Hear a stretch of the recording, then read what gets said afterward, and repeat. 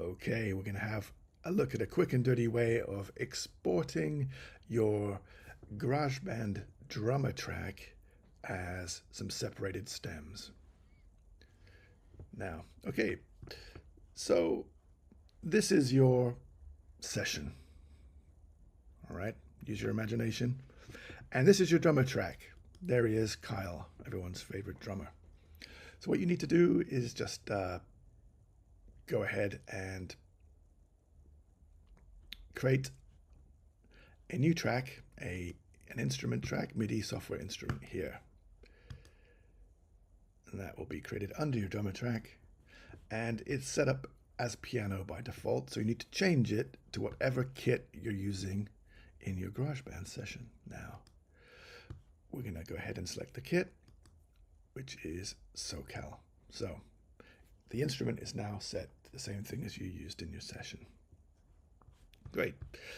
Okay, now select your drummer track. So everything in your drummer track from the very start to the very end of the session. And go ahead and hit Command C, which is copy. Hit your new instrument track and hit Command V, which is paste. Boom. And look, there's a MIDI track created from the drummer track. So this is perfect. You can go ahead and mute your original drummer track now. And if we play, there's Kyle. Wonderful. Okay. Now, this isn't the perfect solution, and they probably didn't really think that we would be using GarageBand in the way that we do. Okay, so there are some compromises with this method, and it's not as easy as it could be, but it's still not too bad.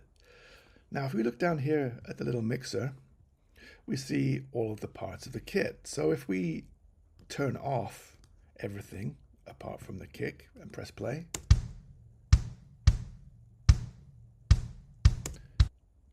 it's kick, right? So there we go. While we have that selected, we can just go ahead and go to Share, Export Song to Disk. And then what we're going to do is we're going to use the song name. So whatever your song name is. So song name, and we're going to call it Kick. But before we hit export, we're just going to check that we have the quality set to uncompressed 24-bit and wave. Okay, so I get the best quality I can from the export. Song name, kick, export. There we go. It runs through and it has now exported just the kick. We can now repeat that with the snare. So there we go. There's the snare. Same drill. Share, export, song to disk. And it's going to be song name, snare. It'll still be set to whatever you had it last set to, and hit export. Okay, and we just now continue for the other 4 elements.